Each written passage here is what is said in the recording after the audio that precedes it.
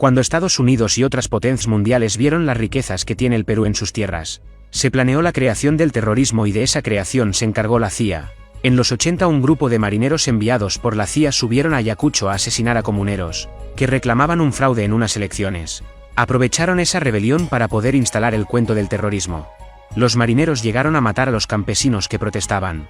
Y esta masacre no paraba. Para esos años no existía el internet, solo se creía lo que la prensa, la CIA y sus militares decían.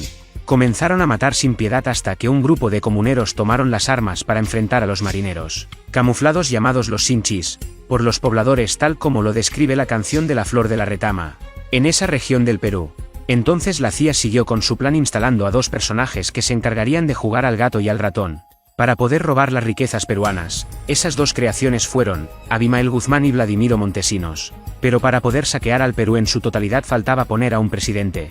Y la CIA ya tenía a dos candidatos. Ellos eran Mario Vargas Llosa y Alberto Fujimori. Para los años 80 y 90 se creó el Grupo Colina, integrado por 120 militares de alto rango, para poder dinamitar las torres eléctricas sin comunicar a los pueblos. Todos estos coche-bombas eran puestos por estos militares, y la prensa se encargaba de culpar a los campesinos con el nombre de terroristas. El asesino Abimael Guzmán, aprovechándose de toda esta convulsión social, habló con los estudiantes de los Andes para combatir a los marineros y militares que mataban a los pobladores.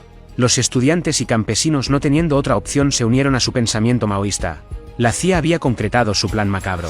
Puso a Alberto Fujimori como presidente del Perú, y creando la Constitución del 93, donde regalaba las empresas peruanas y las riquezas de sus suelos. Y cada vez para vender empresas peruanas se hablaba del terrorismo, y los militares llamados Grupo Colina pintaban paredes y mataban comuneros para que todo se enfoque en el terrorismo, y nadie se enfoque en la venta de las empresas y riquezas peruanas.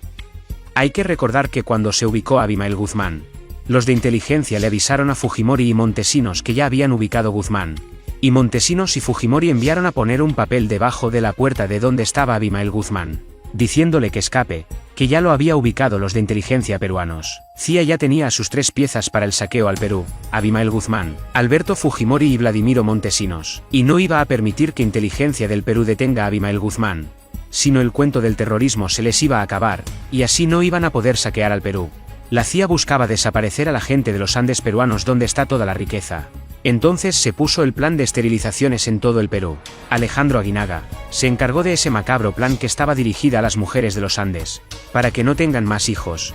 A ellas estaba dirigida. Hasta se forzaron a más de 300.000 mujeres a esterilizarse. Ese caso fue archivado por la esposa del comandante Colchado, la fiscal Marcelita Gutiérrez. Estos dos personajes, quien tienen como padrino de bodas a César Nostroza, cabecilla de los narcotraficantes llamados Cuellos Blancos. De otro lado, mientras Abimael Guzmán había caído ya por el año 92, la CIA con su otra creación, el MRTA, empezaba a hacer terrorismo, para luego el año 96 crear otra cortina de humo llamada la toma de la residencia del Japón, el rescate Chavín de Huántar. En ese secuestro, cuando los MRTistas dejaron libre a la mamá de Fujimori, ahí se les cayó la careta.